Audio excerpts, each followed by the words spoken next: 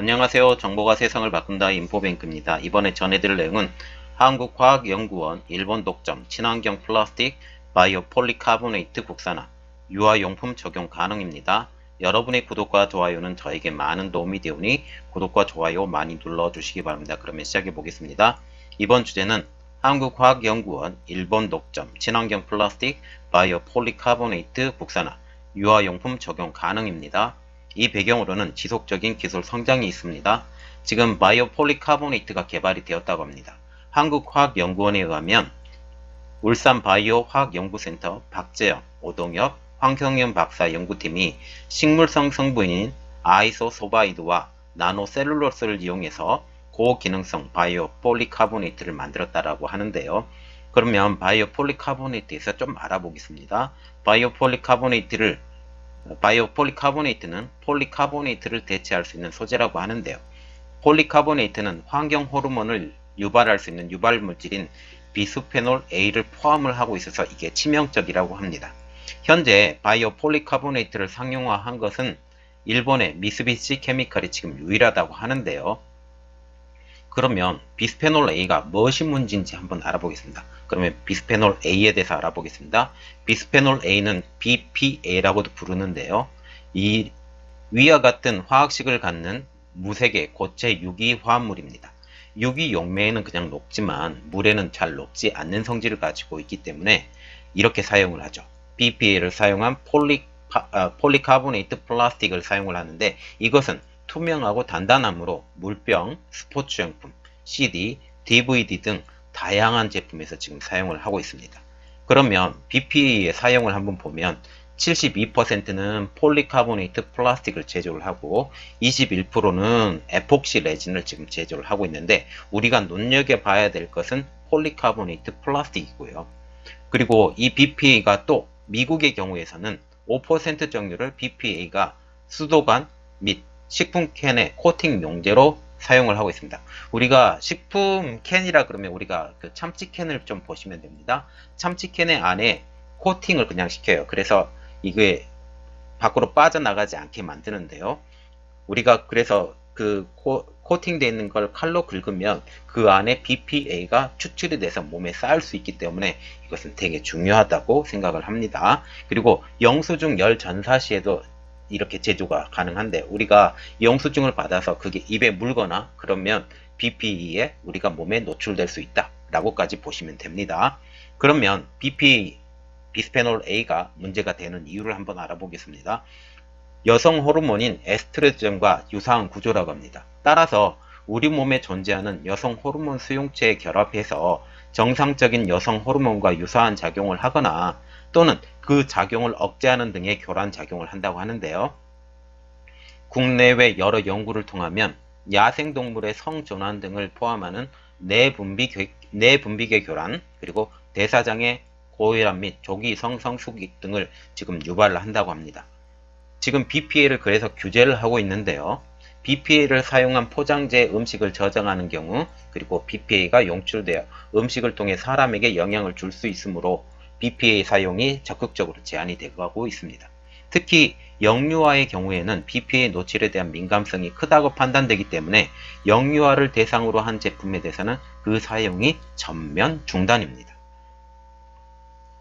그래서 이런 전면 중단 때문에 BPA 대체 물질이 나오기도 했는데요.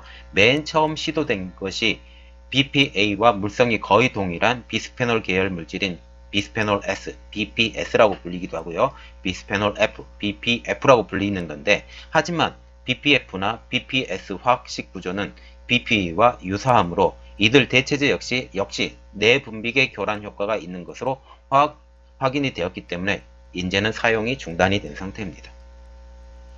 자, 현재 보시면 그러면 BPA를 대체할 수 있는 것이 뭐가 있어요? 바이오 쪽으로 넘어올 수밖에 없는 상태인데 지금 화학연구소 연구팀이 이런 것에 대해서 원천 기술을 고안을 했습니다. 포도당에서 유래한 화합물인 아이소소바이드에 나노셀룰로스 보강제를 섞는 원천 기술을 고안을 했다고 하는데요. 이것은 유사한 화합물끼리 서로 잘 섞이는 원리를 적용을 했다고 하는데 특히 아이소소바이드와 나노셀룰로스 모두 물을 좋아하는 성질인 친수성을 지녔다는 점을 고안을 했습니다. 이 제품에 대해서 우수성이 있는데요. 이번 개발한 제품은 일본산보다 지금 우수한 성능을 가지고 있다고 합니다. 일부 측정값의 경우 석유 계열 폴리카보네이트보다 훨씬 좋다라고 보시면 됩니다. 인장 강도와 플라스틱 투명도를 나타내는 투과율은 더욱더 좋다고 하는데요. 첫 번째, 인장 강도를 보겠습니다.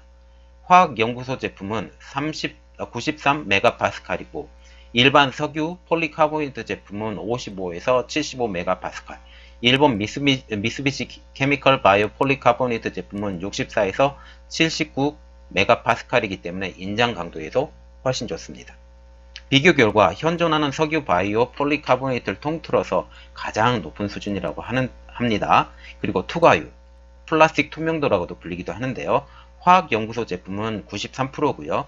일반 상업용 석유 계열 제품은 90%라고 하는데 이렇게 봐도 투과율도 굉장히 좋습니다. 이것은 완전한 동일한 실험 조건이 아니어서 일반 제품과 비교해도 높은 수지예요. 이렇게 보시면 되고요. 그래서 분산된 형태의 나노셀룰로스가 소재의 비결정성을 높였기 때문에 투과율이 지금 높다고 자평을 하고 있습니다. 비결정성은 원자들이 불규칙하게 배열된 것을 지금 말하고 있습니다. 그래서 비결정성 플라스틱은 투명하게 보입니다. 그리고 또 다른 장점을 보면 첫 번째로는 장기간 자외선에 노출되더라도 변색할 우려가 없다. 석유 폴리카보네이트와 달리 벤젠 고리가 없어서인데요. 우리가 보통 폴리카보네이트의 제품을 보면 햇빛에 노출이 되면 자외선 때문에 변색할 우려가 많은데 이 제품은 변색할 우려가 없다라고 지금 발표를 하고 있습니다. 이를 통해서 자동차 선루프나 헤드램프, 그리고 고속도로 방음시설, 스마트폰과 같은 전자기기 외장재에 지금 이것도 활용될 수 있다라고 지금 말을 하고 있습니다. 두 번째로는 동물 염증 실험을 통해서 독성 역시 낮다는 것이 지금 확인이 됐습니다. 오동혁 박사는 이렇게 말을 하고 있는데요. 영유아가 입을 가져가 대도 안전하다고 할 수 있을 정도다 라고까지 말을 했습니다. 그래서 장난감, 젖병, 유모차 소재뿐만 아니라 임플란트, 인공뼈 등 의료 소재로도 개발할 수 있다는 뜻까지 된다라고까지 말을 했습니다. 이 연구 결과가 논문으로 발표가 됐는데요. 영국 왕리화학회 그린 케미스트리의 10월호에 전면 표지로 논문에 이번에 실렸습니다. 2019년 주목할 논문에도 이번에 선정이 되었다고 합니다. 지금 계속 노력할 것을 다짐하는 연구팀인데요. 황성현 바이오화학연구센터장은 이렇게 말씀하셨는데 플라스틱에 대한 불안감이 확산되는 상황에서 국민이 안심하고 쓸 수 있는 바이오 플라스틱을 시중에 내놓을 수 있도록 계속 노력할 것이다 라고 말을 하고 있습니다.